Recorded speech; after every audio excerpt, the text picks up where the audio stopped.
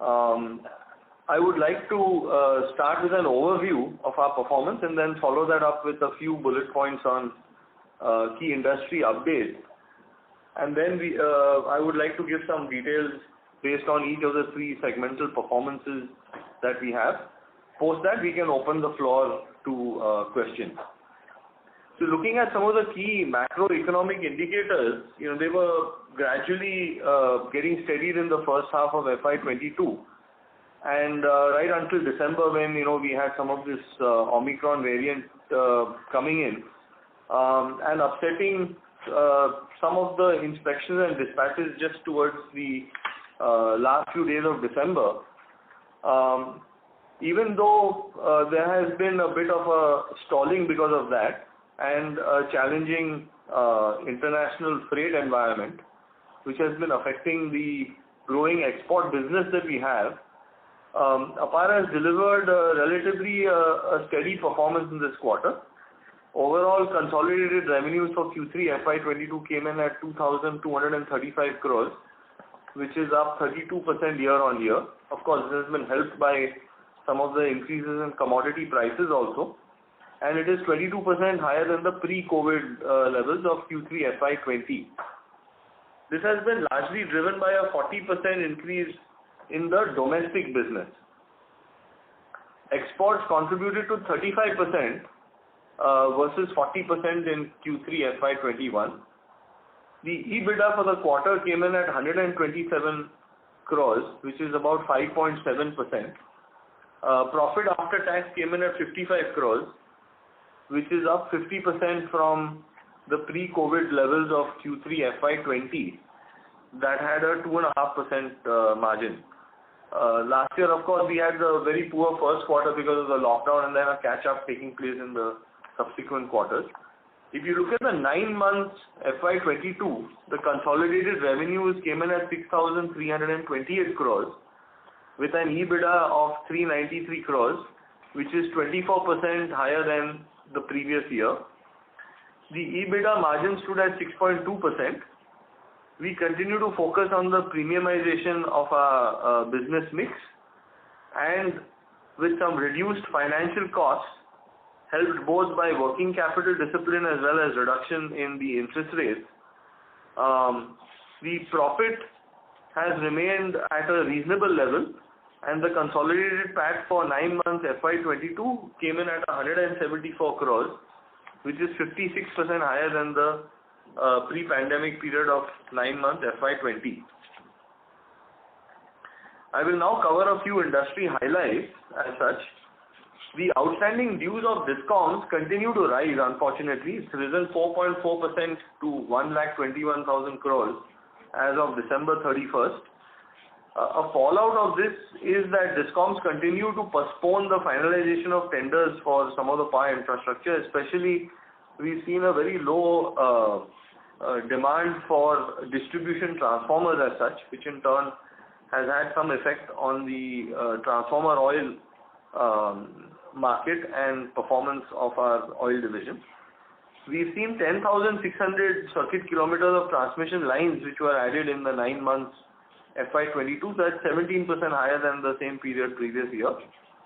Transformation capacity addition came in at about 54,928 MVA, which is 81% higher than the previous year.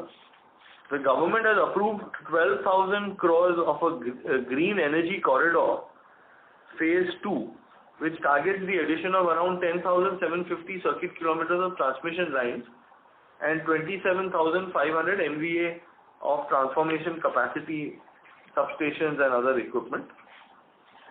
The key T&D players have reported an order inflow of about 13,000 crores in Q3 FY22, almost doubling from the previous quarter. But still, if you consider it over a longer period of time, the number is relatively muted compared to the projections which have been indicated by the government. The Indian Railways is on track to achieve a $15 billion capital investment by March 22 to enable the investment-driven recovery, and it has also announced that it's aiming to be a net zero company by 2030. As per ICRA's latest bulletin, India is slated to add about 16 gigawatts of renewable energy capacity in FY23 as compared to around 7.4 gigawatts in FY21 and 12.5 gigawatts which are expected to be in FY22. Our expectation is that the wind energy capex will substantially increase, and if this happens, then the expansion which we plan in our cable division for producing cables that go inside windmills will be quite well timed. And if we are able to fulfill this requirement, then it will give a major fill up to this project. About 70% market share is what we have for cables which are used within the windmills. I would now like to move over to the segmental highlights.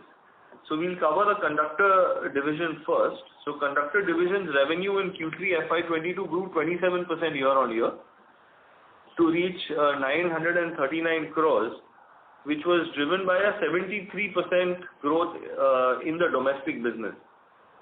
The export business here was impacted due to delay in order execution from logistics and inspection, and some of the projects being postponed by the clients due to the higher commodity prices and logistics costs. So here we have tentatively quoted a price based on a certain London Metal Exchange rate for aluminum, and the customers, once they finalize the rate, the final prices are then settled. So in many of these cases, since it's well out of the original budget that they had, some of these have been postponed. Exports contributed to 29% versus 50% in Q3FY21. The higher value products contribution increased to 44% from 34% in Q3FY21. The HPLS and high efficiency conductors revenue was up 55% year on year, contributing to 18% versus 15%. And revenue from copper conductors for railways was up 96% over the same period previous year, and it contributed 17% of the revenues versus 11% in Q3FY21. So the EBITDA per metric ton post adjustment recorded a historical high for the second consecutive quarter at 16,987 rupees per metric ton. So that's up 46% over the same period previous year.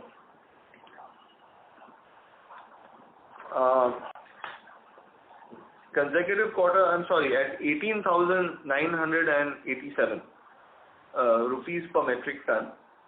The new order inflow came in at rupees 1,886 crores, which is also up 80% over the same period previous year. The total order book remains healthy at 3,078 crores, which value-wise is the highest order book that we have in the last 5 years. It is up 45% year on year, with 54% of this order book coming from the more premium offerings. With increased competition for conventional conductors in the domestic market, we continue to remain focused on improving the business mix towards a higher share of premium offerings as well as selected export markets, and this is clearly reflected in this current order book which we have. In the 9 months FY22 period, the conductor revenue came in at 2,697 crores, which is up 30% year on year. EBITDA post forex adjustment per metric ton came in at 16,863, up 63% year on year.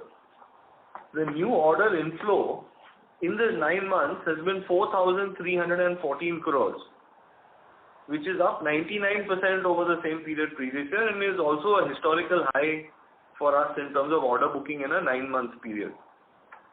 As I mentioned, this is aided to some extent by higher commodity prices, but not to take away from that, the product mix has also improved in favor of HTLS as well as OPGW and some of these higher value products. Now coming to the oil revenue side, the oil revenues in Q3 FY22 came in at 905 crores, which is up 31% year-on-year and 54% from the pre-COVID levels. The volumes have remained relatively flat. And here we've had some amount of impact due to higher freight in exports as well as foreign exchange issues in some of the larger target markets which we have, like in Africa. The export contribution came in at 42% in Q3FY21.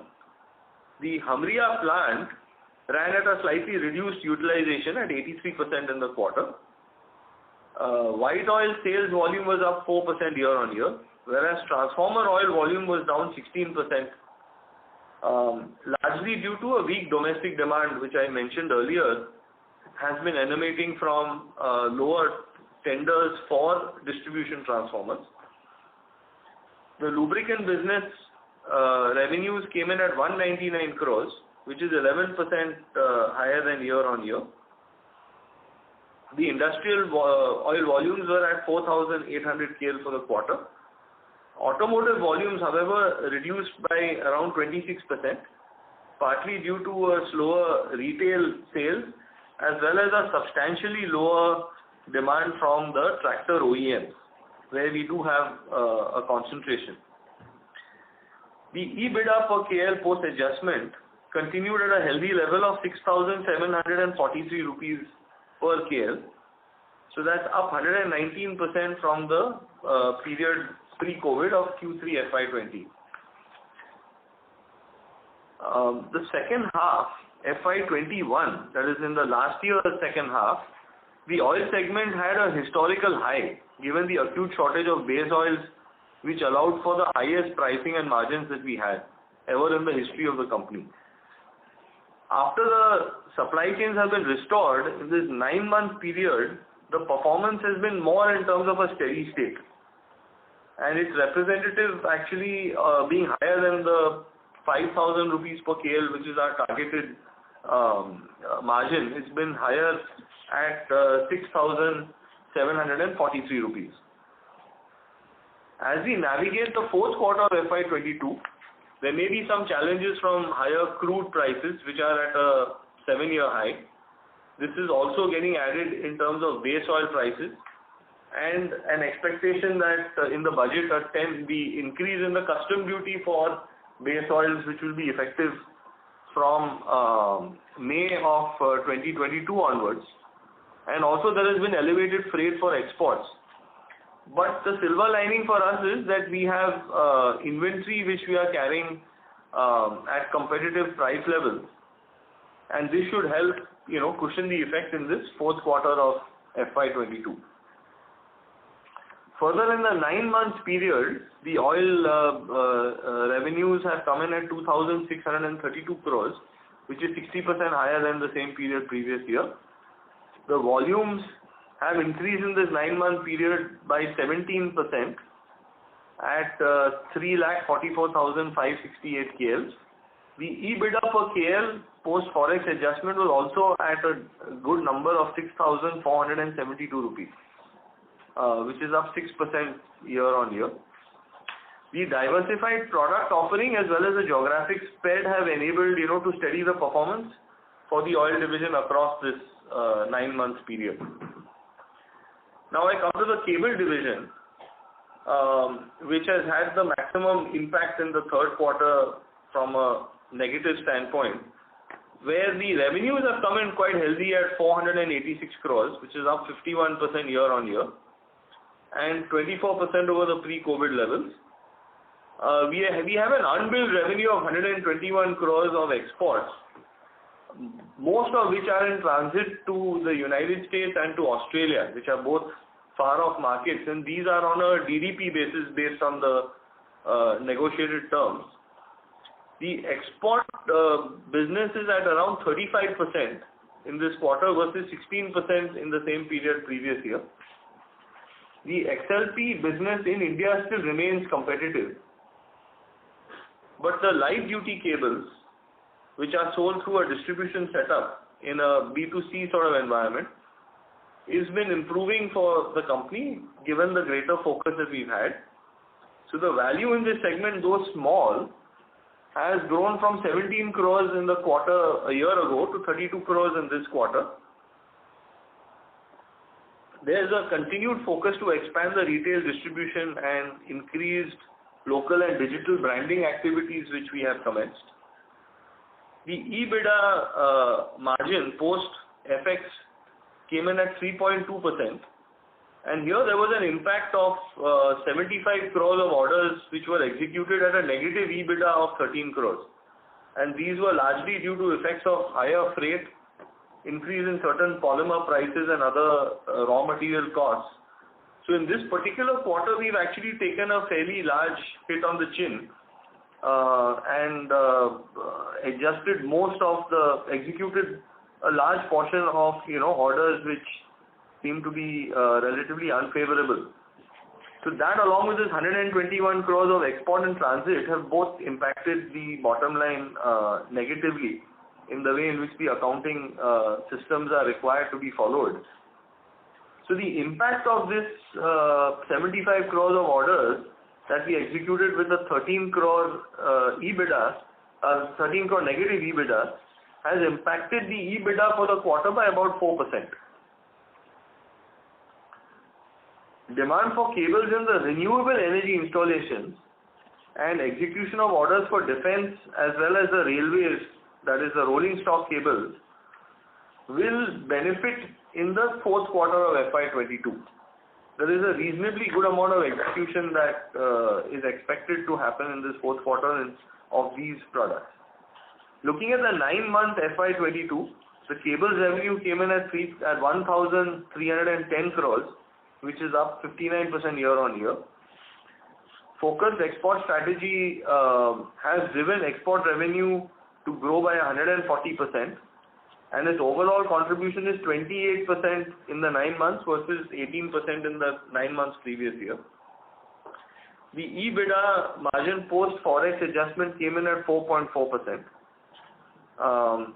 The benefits from higher sales in exports so far has not really been fully realized because of the higher freight costs that we had to pick up in the previous period.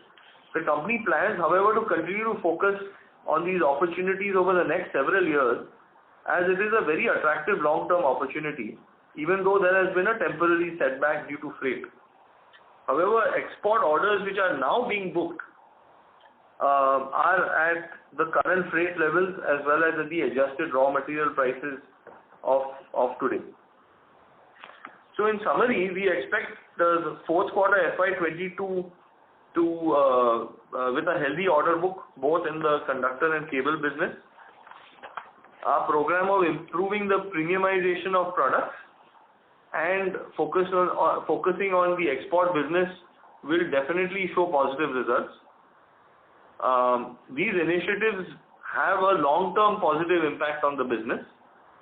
Also, the growing B2C part of the wires and lubricant business, we continue to invest in that, and we are sure that there will be substantial growth coming from those segments in FY23 and FY24. So with this, I'd like to come to the end of my comments. I would also at this stage like to mention and felicitate Mr. V.C. Devadkar, who has been the CFO of our company, and he's completed a long innings of 27 years with Apar in various positions, finally culminating in the position of CFO. He is due to retire on 31st March, and his successor, Mr. Ramesh Iyer, is also on the call at this stage, listening on the call. And so we wish Mr. Devadkar all the very best, and like to welcome Ramesh Iyer to the company. So with that, I'd like to come to the end of my comments.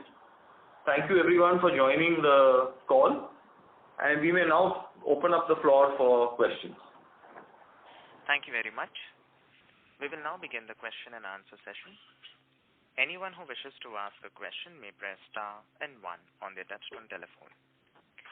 If you wish to remove yourself from the question queue, you may press star and 2. Participants are requested to use handsets while asking a question. Ladies and gentlemen, we will wait for a moment while the question queue assembles.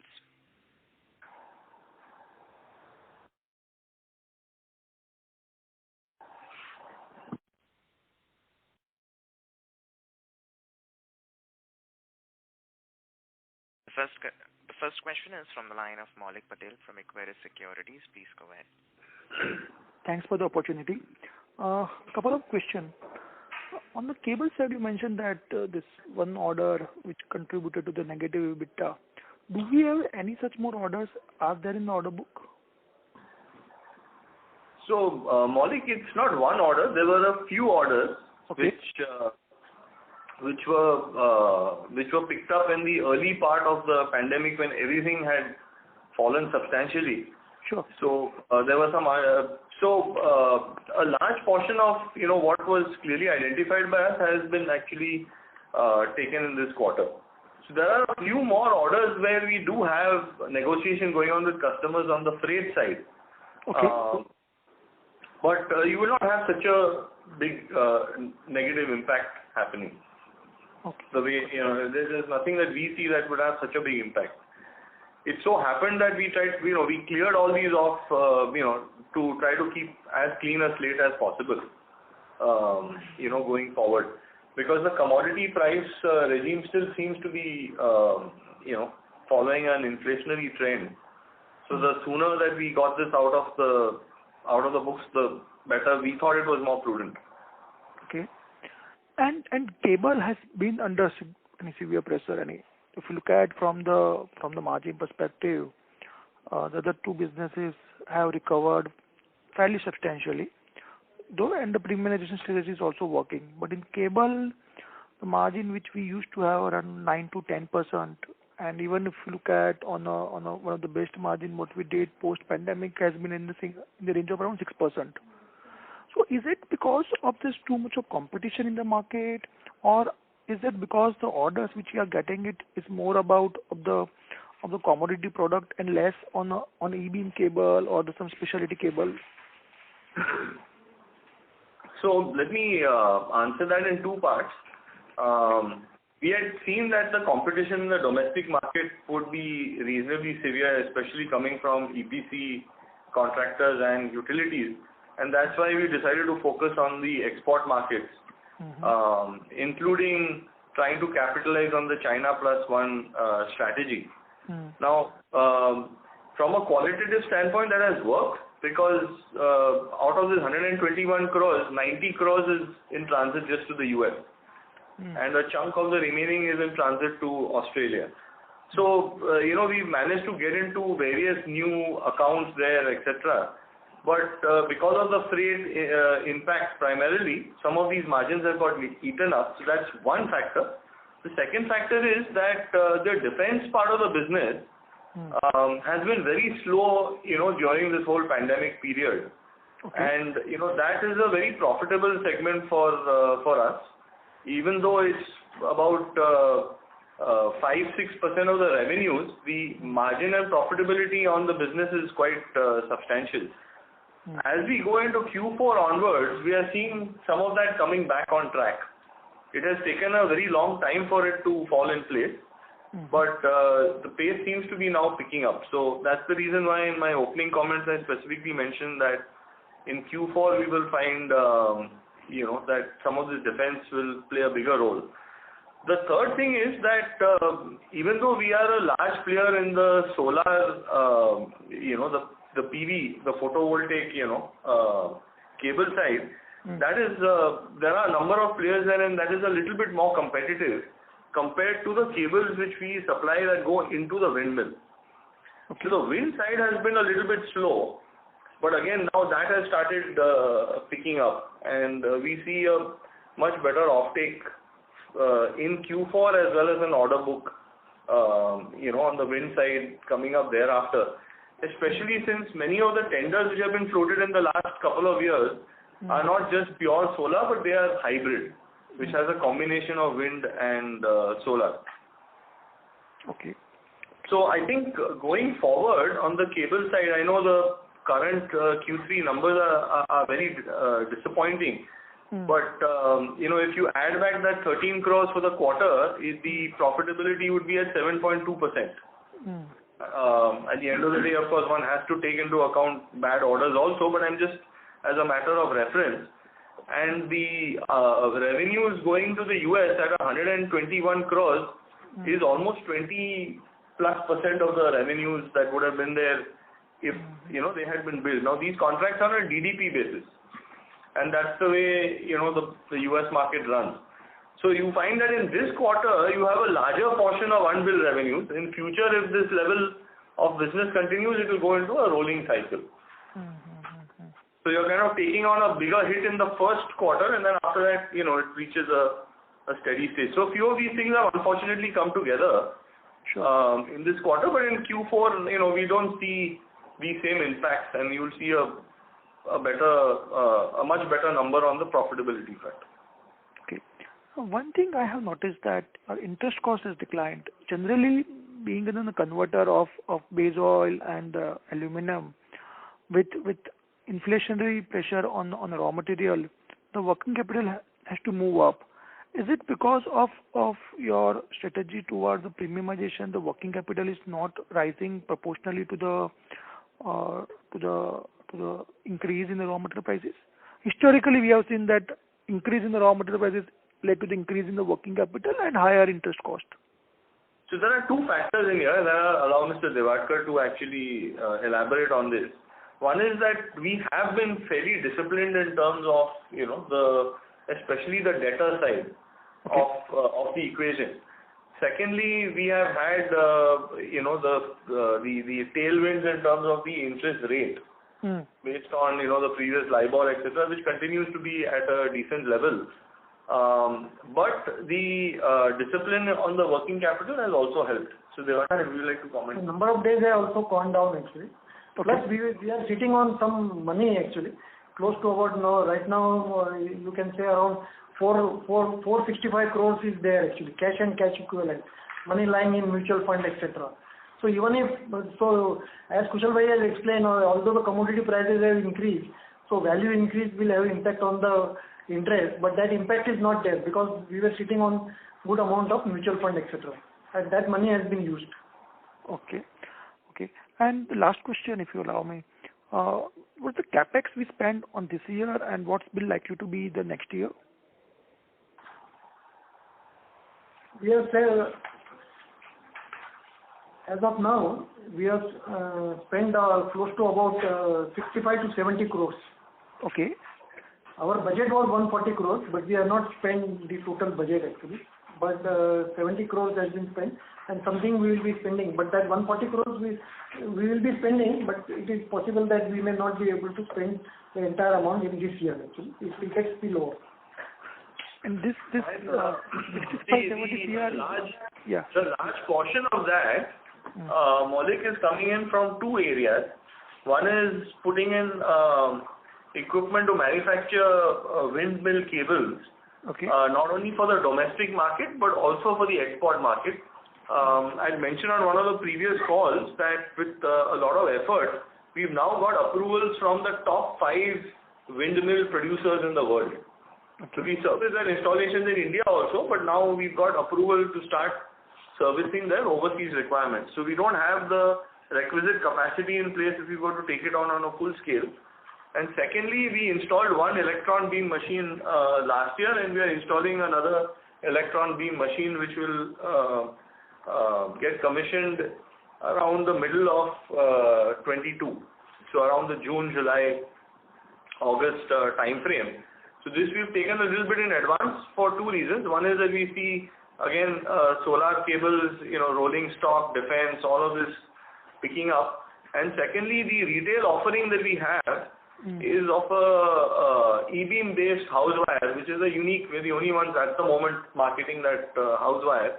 And the initial response has been quite good. So last year we did around 60 crores of revenues in the LDC, this building wires and light duty cables.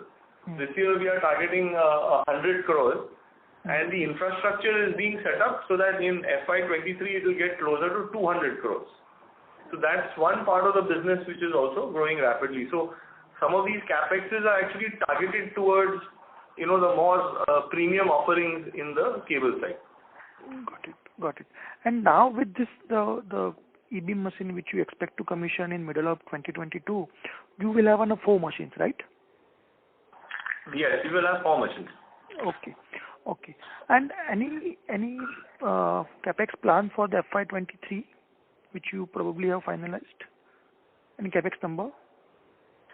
So FY23, there is only one other, besides what is being completed on the cable side. There's one project that's on the conductor side, where we are going to manufacture in-house some components for the OPGW. Okay. So that's about a 10 crore investment. The rest of it is all basically just maintenance capex. So the capex plan, will start moving down. We had a plan of actually not spending this much on capex, but given these few opportunities and this whole climate change movement taking place, it was better for us to make these investments sooner than later. And I think the timing of some of these investments will hopefully show up in our FY23 numbers. Sure, sir. Thanks. And thanks, Diwakar sir. Thanks for taking all the efforts and engaging with an analyst and having long discussions on the company. Wish you all the good life. Thank you. Thanks, Maulik, actually. Thanks for all the support, all these years. Thank you. The next question is from the line of Riya Mehta, individual investor. Please go ahead. So this is Latisha here from Apar Investment. For the conductor segment, I just wanted to understand how do we look at margin here? Like initially a few quarters back, our HEC contribution, basically value-added product contribution was lower, and the margin standard impacted then. Now that the contribution has come up, while the EBITDA per ton has increased, margins still remain subdued. So how do I generally look at margins in this segment? So you should not look at margins on percentage basis, because when the commodity price increase, the EBITDA margin we are looking at on per ton basis as far as conductor business is concerned, and you should look at only on per ton basis only, because. But I think the one statement which you are making that the EBITDA has increased, but then the overall margins on the conductor business remain relatively low, that is not correct. The bottom line has moved up, pretty much in consonance with the increase in the EBITDA per metric ton. I think we've done, around 5-6% margins earlier, and that's what I'm saying is, you don't look at it as a percentage. You've got to look at it on a per ton basis, because right now aluminum is at an all-time high. So copper also is at an all-time high. So a percentage is not the correct way of looking at it. You look at it on a per ton basis, because at the end of the day, the business, gets a conversion margin and then a premium for a product that is a value-added product. Okay, understandable. So, what would be, given these, aluminum and copper prices right now, what is a good way to look at, like earlier we used to say that we used to target 12,500, rupees for EBITDA per ton. With these kind of commodity prices, what is the rate that we should look at? What will be our target here? So, we're still targeting 12,500 a ton as a minimum. But we have been getting higher as the mix of particularly these high efficiency conductors, etc., have been increasing. I'll ask Chaitanya to comment on this. Also, it has EBITDA per ton has gone up, also because we have reduced some of the exports of the conventional conductors for the reasons that were explained above.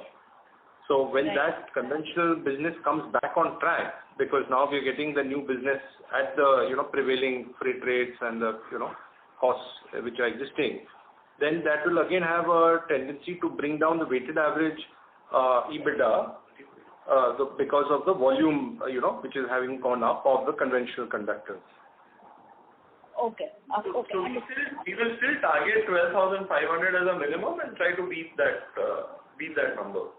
So I think what as Chaitanya is saying that, as the conventional, because now we see people wanting to price, they're running out of time, on the projects that they have. So they'll price the conventional conductor orders which were pushed out, and they'll start executing. So you will see a volume fill up taking place. So it will be accretive to the bottom line.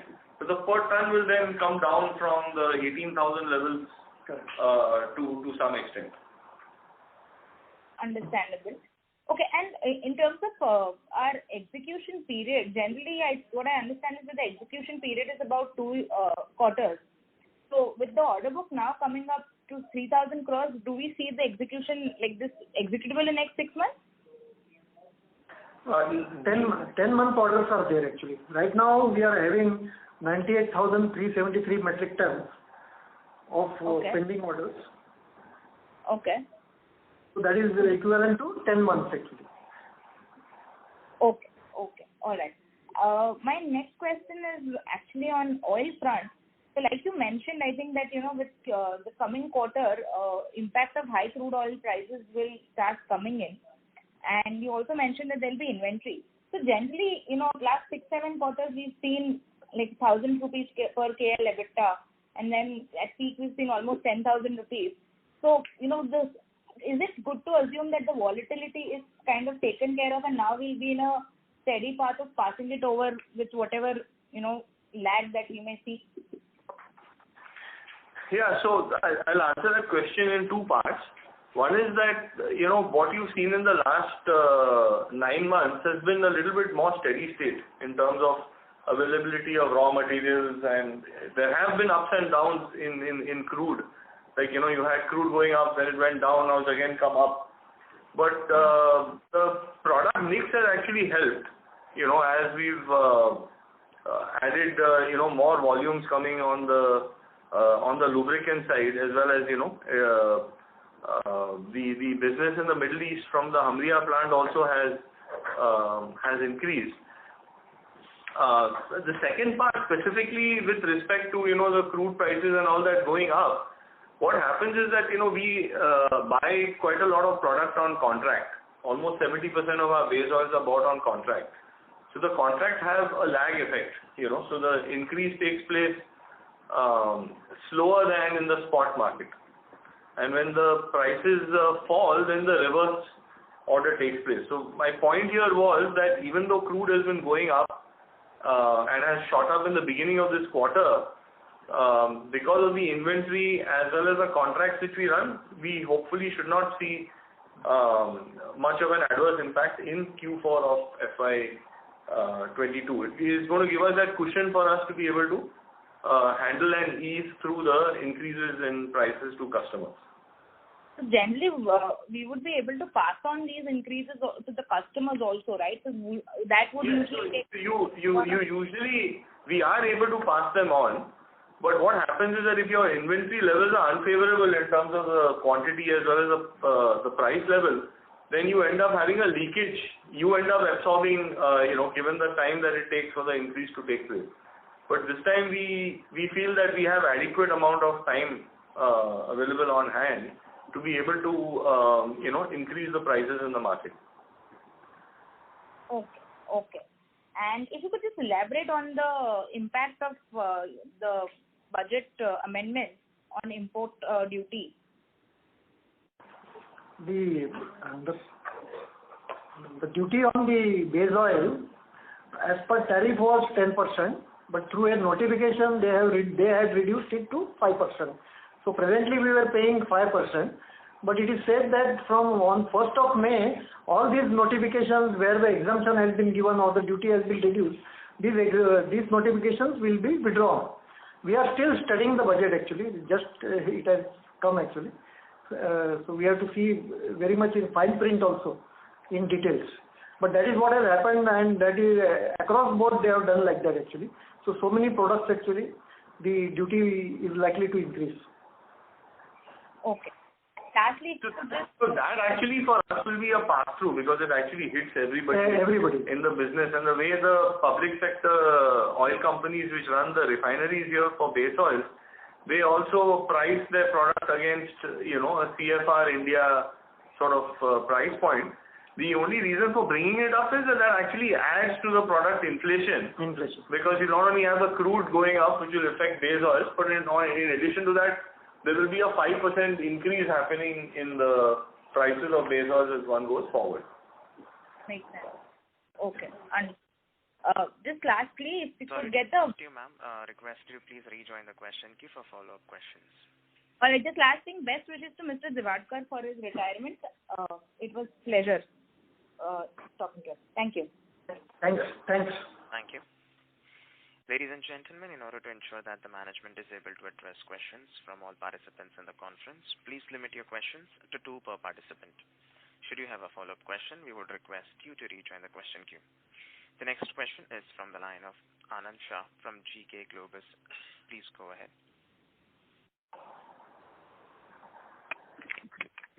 Hello, sir. I am really grateful for this opportunity. My question was that as you mentioned that the orders have been delayed, do you expect the orders to be delayed in the following quarter as well, or are you expecting them to fall in line? No, we don't expect a delay in terms of order execution, because in many cases, customers had already delayed placing the orders, and that's why if you would see in some of the previous periods commentary and details, the order book had gone down to some extent. But there are certain timelines in which these contracts have to be executed, the transmission lines and things like that. So we don't really expect a delay. The fourth quarter execution should be reasonably smooth. The only thing that can derail this, and it doesn't look like it will happen in this quarter, is in case there is a further delay on international travel for some of the inspections which are there. But given the current scenario of COVID, it seems like every country things are improving as opposed to getting worse. So our sense is that Q4 order execution should be pretty much on track, both conductor and cable. Right, sir. Thank you very much. And lastly, I will ask, what is your forecast for the conductors business in the quarter 4 and for the next year, financial year 23?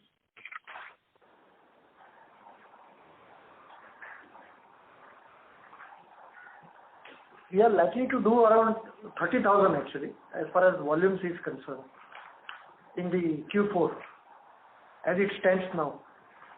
And we are working on the budget right now for the 22-23 actually. It has not been formed up as of now. But I will just specifically mention a couple of things in there, that for the first half of the next year, there is a certain amount of visibility given the order book that's already in place. That order book has a good component. It's about 54% of the current order book has products like high efficiency conductors, HTLS, OPGW, and some of these rods, etc., which are more premium. So the next 9 months, the execution looks relatively good. There are more tenders and orders coming up. And the trend for these 2 products especially, which is high efficiency conductor stroke HTLS and OPGW, is only going to increase with time. So I think the outlook for conductors actually looks relatively good for next year in general. Right, sir. Thank you very much. Thank you. The next question is from the line of Nimish Shah from MK Investment Managers. Please go ahead. Yeah, thanks for this opportunity and congratulations for a good set of numbers in this challenging time. So I had a question related to the conductor business. So like you mentioned that the order book for the next 9 months, almost 54% Mr. Shah, comprises... sorry to interrupt you. The audio is not clear from your line, sir. Hello, can you hear me? Yes, please go ahead. Yeah, thanks. So I had a question on the conductor segment side. Like you mentioned that the current order book, almost 54% of the orders comprise of the premium products. So just wanted to understand the coming pipeline. Do you anticipate a similar mix also for us going forward? Mix going forward. No, actually, going forward, I expect more of the conventional orders coming in, which last several quarters was subdued. So as a percentage, we may see a lot more of conventional orders. But having said that, the growth of the specialty products relative to conventional will also grow. But it's just that last few years we saw a huge drop in the conventional orders that will sort of come back, Okay, got that. Just to sort of explain it just from a slightly different angle is that you have a certain quantity of HTLS, OPGW, etc., which is already there in this order book. So that quantity is likely to be there and grow because the trend is of a lot of these getting finalized. At the moment, there is less conventional conductor orders in the order book. That will go up. So the percentage may reduce of this from 54%. But the overall HTLS and the premium product as an absolute number will not necessarily go down by that much. It will still continue to grow. So I hope that kind of puts it in the right perspective. Yeah, I got that. Thank you. Like Diwakar sir mentioned that this pending order book will be executed in the coming next 9 to 10 months.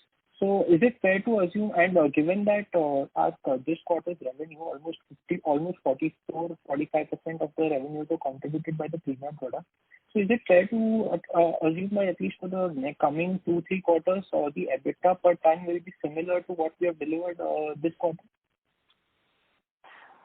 No, the EBITDA per ton will go down slightly because as Chaitanya mentioned earlier that some of this conventional conductor execution is going to start from Q4 onwards, which is also a part of this order book. But it will be well over that 12,500 rupees per ton, which is what we are targeting. So what you will see is that the per ton may go down, but the total volume will go up. And total EBITDA will also go up, and the bottom line will go up. But the EBITDA for the conventional conductor is lower, and that's why it will bring down the overall EBITDA. Per ton. Per ton. Got it. Yeah. Lastly, a few data points. Can you just share what was the LC number for this quarter and the net debt position for this quarter? The long-term debt is 250 crores. Short-term is 51 crores. Cash and cash equivalents is 465 crores. And the LC, interest-bearing LC, Forex is 996 crores and domestic is 1,123 crores. Yeah, that's it from my side. Wishing Diwakar sir all the best for the future. Thank you. Thank you. The next question is from the line of Vikas Khemani from Carnelian Capital. Please go ahead. Hi Kushal, hi Chaitanya. How are you, Vikas? All well, how are you? So Kushal, I had a slightly broader question. See, if you see from 2017 to now, broadly we are, in a broader EBITDA range of in and around 450 to 500 crores, right? Now I think there's a very big, and rightfully I think there has been a very, very sort of muted investment cycle and, environment was not so good. But with the environment changing substantially, I think first of all, your view on that, how are you seeing environment over the next couple of years changing? And if that were to sort of happen, what does it mean for Apar, where we can be in, let's say, next 2-3 years? Because we have also done capex in the last 4 or 5 years, significant capex of 400-500 crores. So how do you see that, keeping in mind broader environment? Yeah, so Vikas, in terms of the way we look at it is that in the next few years we will see certain segments, growing at a fairly good pace, especially those which are, falling into this whole energies that are being added on this whole ESG side. So you'll see a lot of wind power getting added. You'll see solar continuing to get added. Transmission lines also getting added, evacuating power from these into the grid. So, plus you will see this optical fiber, because today data is like the new oil.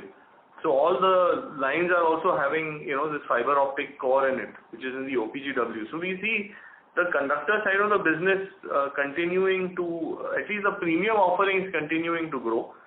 Our strategy on the conventional conductors is that we want a certain minimum margin. If it doesn't fall into that economic model, we'll allow the business to drop. But the premium offerings which we have, we expect that to continue to grow on the conductor side. Similarly, on the cable side, we are actually very bullish on the cable business, because two areas. One is that you've got a lot of infrastructure that's getting added in India as well as overseas, and the two markets that we have targeted is the US and Australia, where there was a very, very strong presence of Chinese cable companies, and the customers are also very interested in diversifying their sourcing base.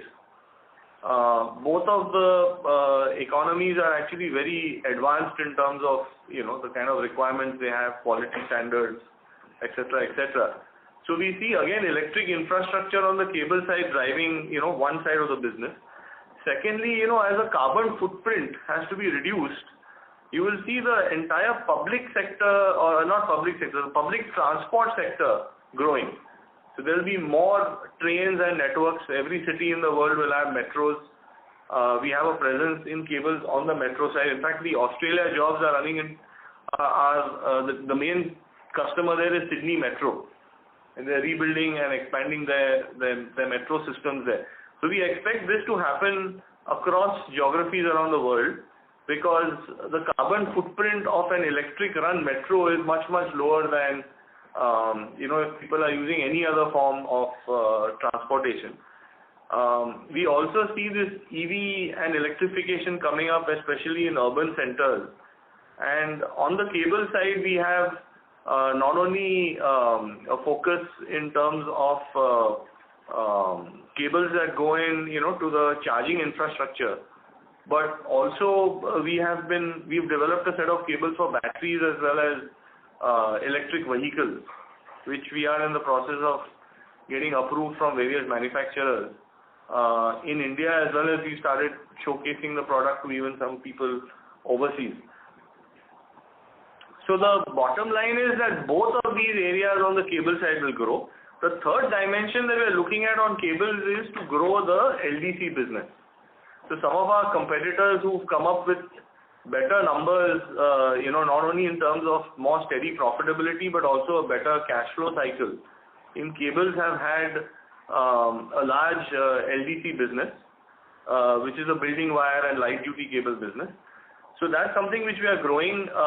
We have a good offering in the form of E-beam house wires, which are the best in class in terms of short circuit and other technical performance.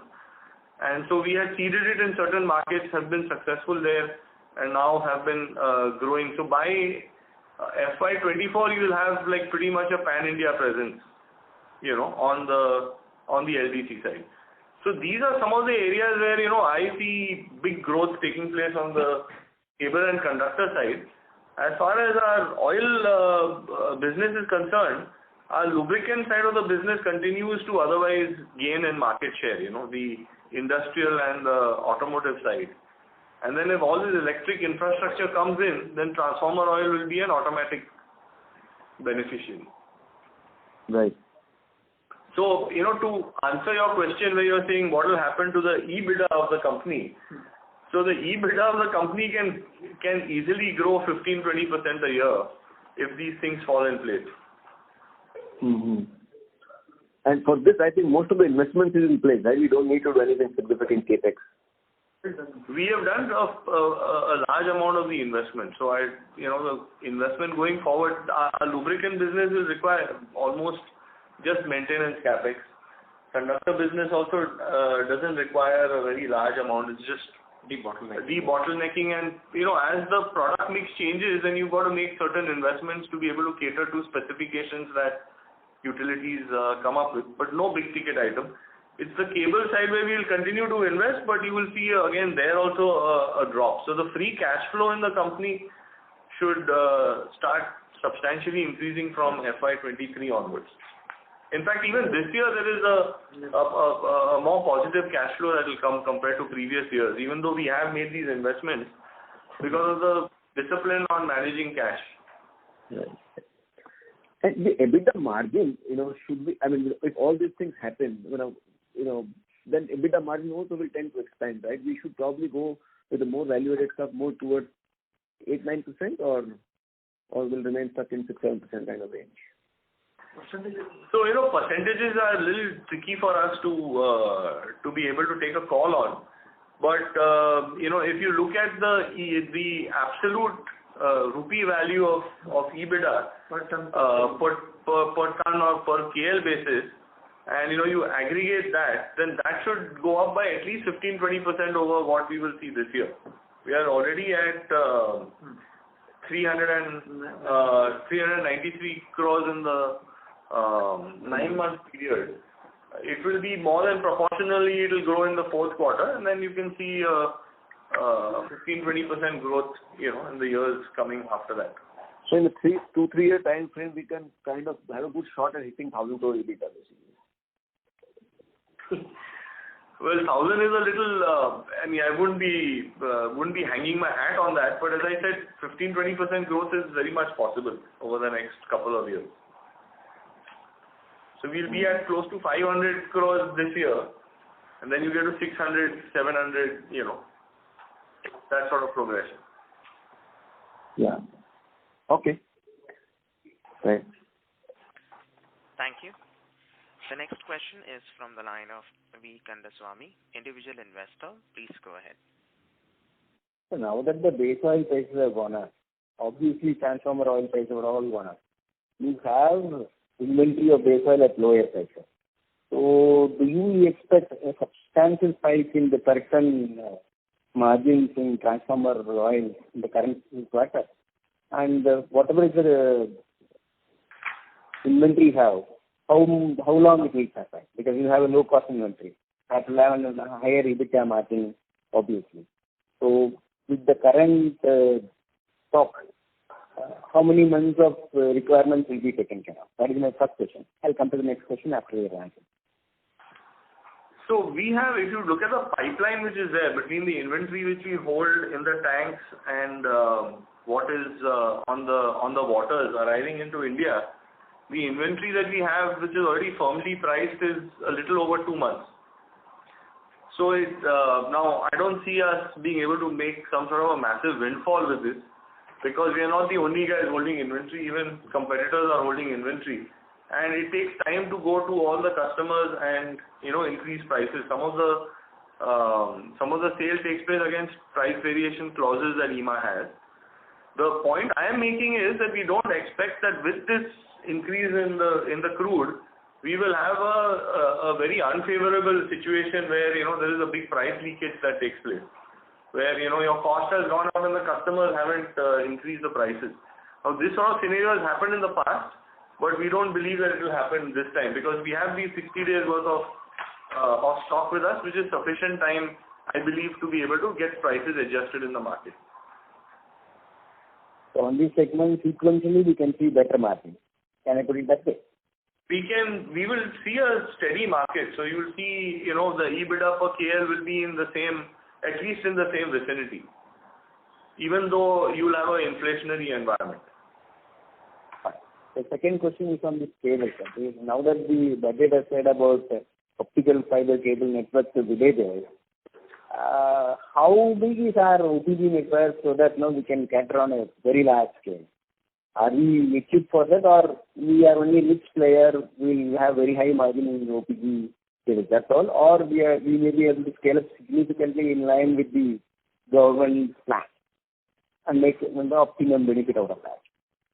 So there are two separate products. OPGW is one product line, and an optical fiber cable is another product line.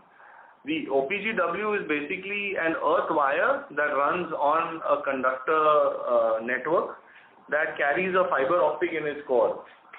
So companies like Power Grid, Railways are the people who adopt this OPGW as an earth wire. Otherwise, in the old days, the earth wire was just a steel wire, galvanized steel wire. Now, in this case, it's a galvanized steel wire with a core in it, which is fiber optic. So, it is a niche product, but today, every new transmission line is being looked at with an OPGW core. And so, the market itself is expanding. The market size, as we mentioned on previous calls, could expand as much as about 50,000 kilometers a year, and we have capacity in place to be able to pick up about at least 25 to 30% of that market share. So you will see that as a steadily growing line item in our conductor business's sort of revenue. The other big competitor based in India is Sterlite, which is now Sterlite. It's under Sterlite Transmission, which is part of their power business. So they are the largest manufacturer of fiber optic cables as well as the optical fiber in the country. So obviously they do have some benefit over competition. But we expect and we are targeting 25-30% market share at least in this going forward. And requisite capacity is being expanded right now. That was what I mentioned earlier in the call, so that we are in a position to cater to these increasing requirements. So will we be maintaining our market share, or will we be able to increase our market share in the growing market? So the current market share the market at the moment is relatively small. It's only from the last quarter that the order book of OPGW has started increasing. So our market share also has been increasing because previously this was dominated by players from China who used to import. But with the current tendering structure which is in place and the Atmanirbhar project, domestic manufacturers are actually benefiting from it. So our market share is relatively very low in OPGW historically. Now it's in that 25% range, and we expect it to be in that 25-30% range going forward. So we'll be growing in line with the market. Yeah. I mean, it will be growing faster than the market because we had like a 10% share previously. Now it will be in the 25%-30% range. Right now it is 25-30%. You are saying it will be remaining in that range going forward, and the market is also growing. So that means you are expecting to grow in line with the market. Yeah, in a way, yes. Fair enough. And the specialty oils, are we not focusing much on that, sir? Because that is where margins are much higher, no? White oils. No, so white oils, the margins are, except for the high-end pharmaceutical range of products, white oils are the most commoditized of the offering that we have. So our focus is to actually grow some of the high-end transformer oil and our industrial and automotive lubricant side, which is where the margins are relatively better. And that is something that we have continued to do. So you will see that even in the 9-month numbers, the industrial and automotive per metric ton or per KL margins have been reasonably good, and now they are reaching a certain level of steady performance. Between industrial and automotive, where do you see growth to be faster for your company? Your voice is not clear at all. I'm not able to comprehend the question. Yes, sir. Between industrial oils and automobile oils, where do you expect faster growth for your company in terms of sales, in terms of marketing? So both of them go on different tracks. The industrial oil consumption increases with the industrial activity in the country. So more manufacturing taking place, automatically industrial oil consumption is higher. The automotive side is fundamentally a function of how much grows on the commercial vehicle side and to some extent on the passenger car side.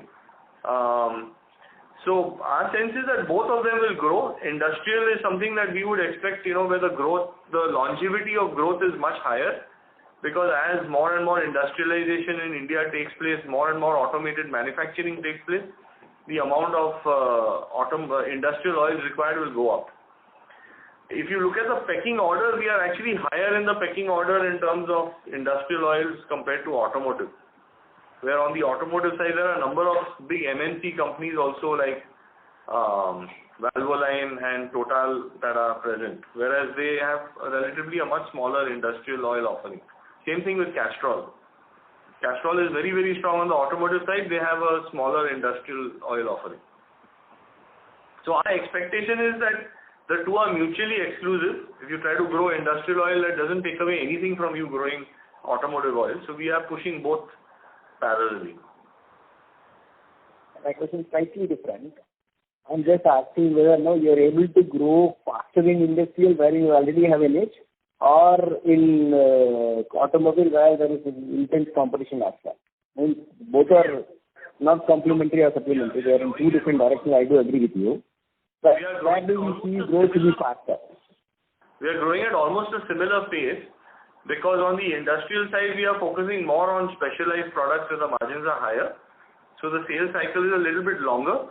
In the case of the automotive, our market share is relatively not very high, so there is a lot of white space available for us to fill in. So I think both of the products will grow at a similar pace. Fine, sir. Thank you. I'll come back. Thank you. The next question is from the line of Pawan Nahar, individual investor. Please go ahead. Yeah, thank you, gentlemen. First, wanted to thank and best wishes to Mr. Diwakar for all the years and the amount of learning and patience with which he answered. So thank you, Mr. Diwakar. Thank you very much. Thanks, Pawan. Yes. Second was, Kushal Bhai, Chaitanya Bhai, I just wanted to ask a few questions. One was, there was a mention about the fourth quarter conductor volumes. Was it 30,000 or 40,000 ballpark? 30,000. 30,000. Okay, got it. Then the other thing I wanted to ask was, the oil business overall volumes have been pretty robust in terms of growth this year, right? So for next year, what do you think we could do in terms of volumes and per KL? Of course, we'll revisit it later given so many changes, but I'm just trying to have a breakup. So Pawan, in the oil segment, there are certain groups where, we want to target a systematic growth in volume. So on the industrial and the automotive side, we are targeting a 10% volume growth, to take place between the domestic and the export market. On the transformer oil side, we would see at least, my expectation is that there should be at least a 10% growth because we've degrown from previous periods. And there is again a mention in the budget. I don't know what the fine print will be and how soon it will be rolled out, but as the privatization of discoms takes place, there is a lot of improvement that is required on the distribution transformer infrastructure. So when that kicks in, you will see a step function growth happening there. We continue to win more business overseas. At the moment, where the difficulty of predicting the growth is that the freight costs have become very high to certain geographies where, we were seeing increased market share. Like, for example, in Australia and Latin America, we were growing our market share in transformer oil. Today, the freight from India or from Jebel Ali, from Mumbai or Jebel Ali is almost 30-40% higher than the freight from a US port or a European port to these locations. I guess largely because the reverse haul is cheaper, with a lot of containers stuck in these places. So, these are, the area. Notwithstanding that, the areas where we are focusing on growth is the auto industrial side and the transformer oil side. The white oil is a little bit of a filler. When it tactically makes sense for us to sell product and we make the minimum margins required, we will then push the product. But we just don't want to push volumes, just to hit a total number of kiloliters that we end up selling if we don't make, the right margin levels. Okay. So we've done about 345,000 KL in the 9-month period. right, which is 17% up YOY. I understand last year was a decline, right? So we are pretty much, coming back at 10% more than, let's say, FY20 levels, right? So next year on this 415, assuming that, the trend continues and we do about 450,000 KL this year. So can we, again, I understand that there are challenges and in fact, there are serious challenges and despite which these numbers are coming. So that is, again, a compliment. But can we assume like a 10% growth? So ballpark, let's say 500,000 PL next year? So, let me answer the question. I may not answer it exactly, but, we are, for next year's plan, we are targeting at least a 10% growth in our auto industrial and our transformer oil side. So these two would contribute to approximately 65% of the revenues of the company. So in that 65% by volume, you should see a 10% growth. For the remaining 35%, we will take a tactical call because freight and other things play an important role on the white oil and process oil side of the business. One other segment that I didn't mention where we are seeing growth taking place is on the automotive side. Again, this year the automotive numbers are slightly subdued. As you see more delivery of passenger vehicles and commercial vehicles taking place, our rubber process oil segment will also automatically grow. Because there are some product offerings which we have there where we have a very strong market share and a position. So if the market category grows, automatically we grow there. Got it. So basically, let's say, so overall, and in terms of per KL, do we think we can maintain this number next year? Ballpark 6,500? Our target is to be able to maintain it. 6,000. 5,000 is like a minimum that we'd like, but I think at the moment we are upward of 6,000 and we would like to be in that ballpark. Okay, thank you. Then the other thing was... The one last thing I mentioned, Pawan, is that besides the per KL number in our oil business, the free cash flow coming out of the oil business will continue to improve year on year because there's very little capex investment that's required. Oh, absolutely. So, money that's getting generated is going to be, and we intend to use some of that to improve the LDC business and things like that, which are, and the retail side of our automotive business. So let me then use this absolute number. You've done 9 months, 220 crores of EBITDA in the oil business, which is the largest segment for us now at this moment. And so can we assume that this trend of 70-80 crores continues per quarter? Yeah. Yeah, so 300 crores. Yeah, I mean, even without growth, this 300 crore number should hold. Yeah. 300. Okay. Then the conductor side of the business, I mean, sure enough, the fourth quarter, we'll see more traditional conductors. But for next year, right? What is our best case in terms of volume? So from, let's say, about 100,000, 105,000 tons this year, where could we be next year? And in terms of EBITDA per ton? So Chaitanya, if you want to answer that. Be more like 120,000 tons or so for the year. Okay.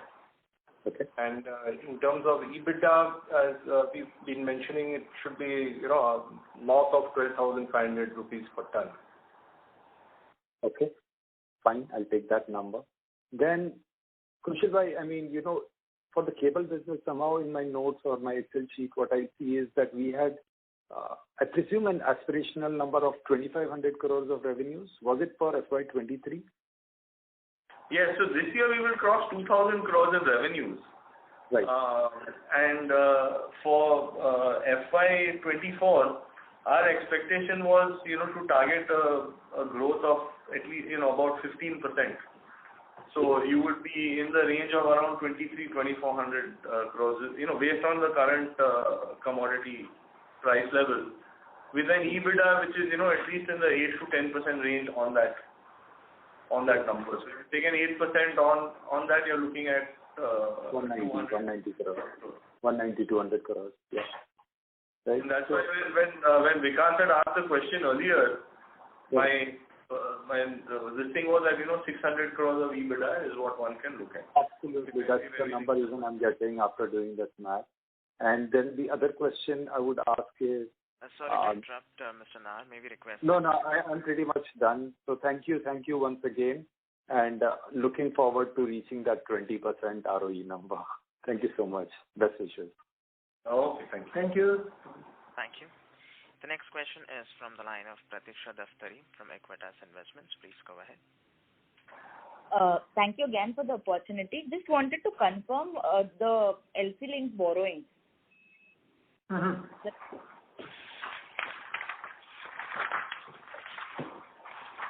The forex LC is 996 crores and the domestic LC 1,123 crores. 1,123 crores. Yes. Okay, 996 and LIBOR link is 996 and domestic is 1,123 crores. Correct. Okay, all right, thanks. Thank you. The next question is from the line of Praveen Agarwal, individual investor. Please go ahead. Hi. I have a couple of questions. One is on the cables side, right? Say a couple of years ago, we were looking at, say, around, we were making 10% around EBITDA margins. And I understand that at currently in the market, there's a lot of competitiveness and there's not off stake for some type of cables we make. But do we think that in the next, say, couple of years, we go back to that 10% EBITDA margin range on the cable division side? Mr. Agarwal, our sense is, as I mentioned while answering Pawan Nahar's question, that our target is to get to 8 to 10% with the current values of metal and polymers, etc. One thing that actually has led to this getting reduced also in this year is that there are certain components like polymers, for example, which are not necessarily covered under a price variation formula. You never had polymers going up. In this year, in the last 12 months, PVC and some of these XLP compounds and all have gone up by 90%. So whenever you have a bidding kind of environment, you would have this sort of a pressure taking place because there is no formula to pass on the polymer. So the way we are mitigating it today is that we are quoting only for shorter periods of time. And if there is a longer period of time, we are asking for a new variation clause to be put in or then desisting from it. So longer term, our expectation is that with the current levels of polymer and metals, etc., targeting around between 8 and 10% EBITDA on the cable thing. And okay. Possibility can come up provided we end up getting a steady state of business coming on the wind and defense and some of these segments. We've had a very low proportion of that in the last 4 or 5 quarters, but from the Q4 onwards, it's showing a higher percentage based on inquiries, order books, etc. Okay. So with the prices going up, let's say if you were running our plants for the cable division at 100% capacity, what would that translate to revenues? If, say, for a quarter we run that at 100% capacity, what would that translate to in terms of revenues? So after we complete the expansion on the windmill for the cables that go into the wind, etc., then you're looking at around between 2,700 and 3,000 crores with the current mix. Understood. Thanks for that. See, the other question I had around the defense revenue. I understand over the last few years that's something which, while small, it has grown quite rapidly. I remember sometime during last year's call, we mentioned, if I remember correctly, around 170 odd crores. I thought in that ballpark we were making for defense. No, defense, we had reached up to about 40 odd crores on the defense side. And this year, if you look at, let me just pull out the numbers here. So we were at, we will get to, around 50 crores in FY23. So this year the number is relatively very muted because most of the business is coming in only in Q4 on that defense side.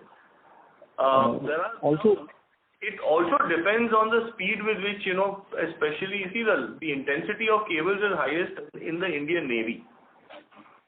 So depending on the rollout of submarines and frigates and all these sort of things, the cable requirements come up.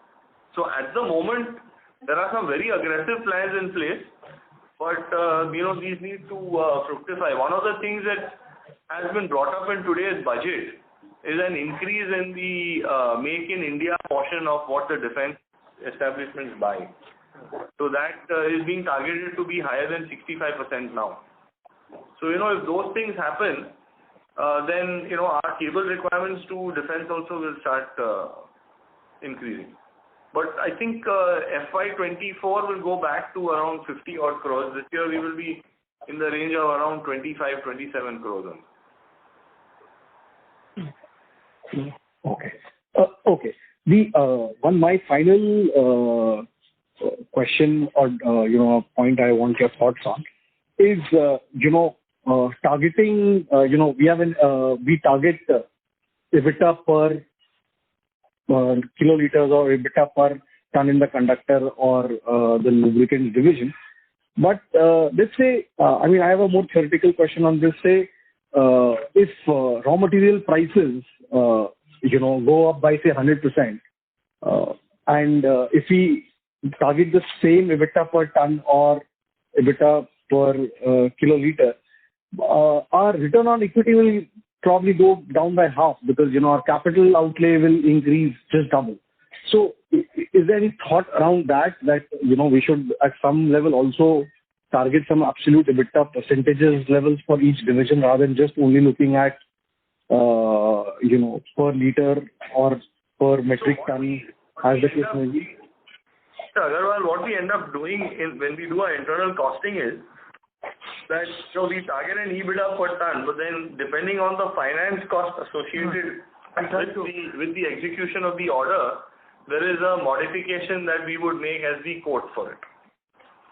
So if the prices of all the metals and everything go up higher, then the EBITDA per ton that we would target from that customer would be adjusted, upwards to compensate for the cost. So here what has been happening today is that as the metal prices etc. have been going up, but the interest cost has been lower simply because of the lower interest rates which are involved. So that's why we're still seeing 12,500 rupees a ton.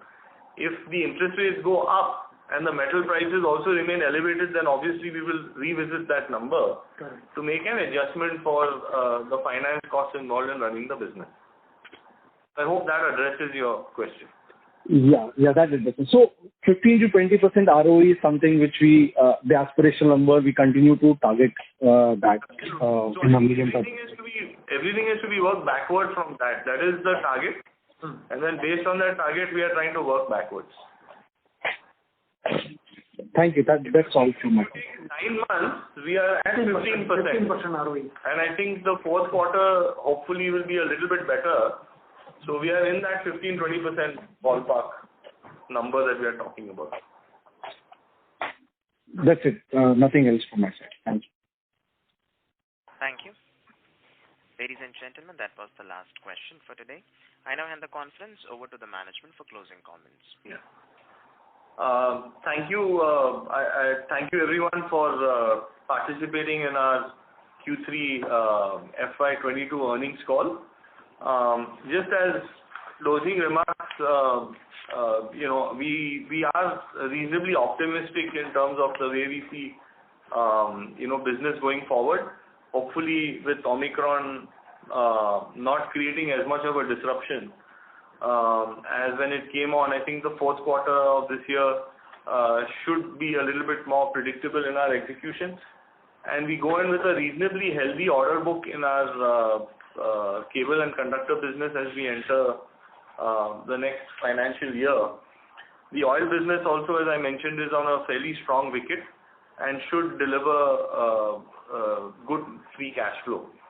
Also, you will see a lot of more branding going on, at least on digital media as well as in BTL activities in the next 2 years around our offerings of LDC and lubricants. If those offerings are successful, then that will improve the earnings quality of the company and hopefully the valuations as that percentage grows. So with that, I just like to thank everyone and publicly thank Mr. Devarkar for, he's still with us for a couple of more months, but this may be his last earnings call in which he will be taking an active role. So thank you, Mr. Devarkar. And thank you everyone for your time. Thank you. Ladies and gentlemen, on behalf